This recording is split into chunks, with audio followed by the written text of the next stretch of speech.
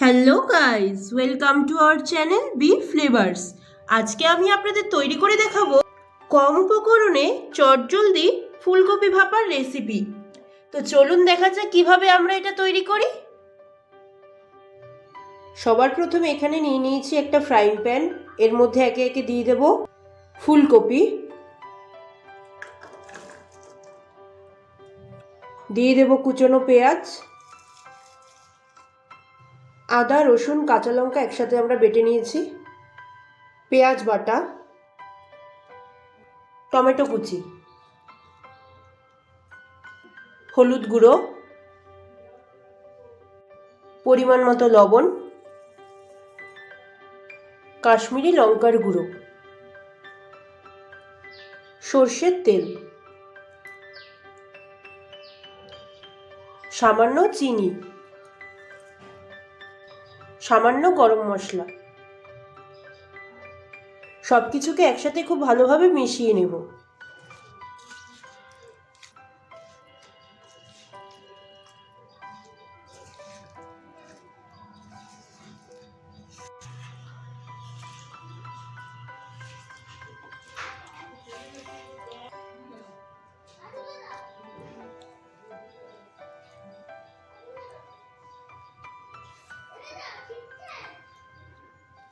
এখানে আমাদের ফুলকপি ম্যারিনেট করা হয়ে গেছে।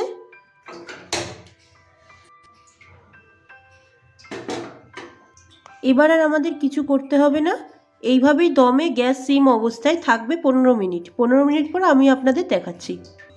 এবার আমরা ঢাকনাটা সরিয়ে কিছুক্ষণ নাড়াচাড়া দিয়ে নেব।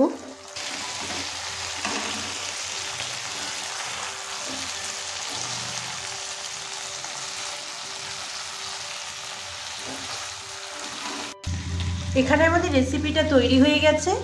এবার আমরা এটা পরিবেশন করে নেব।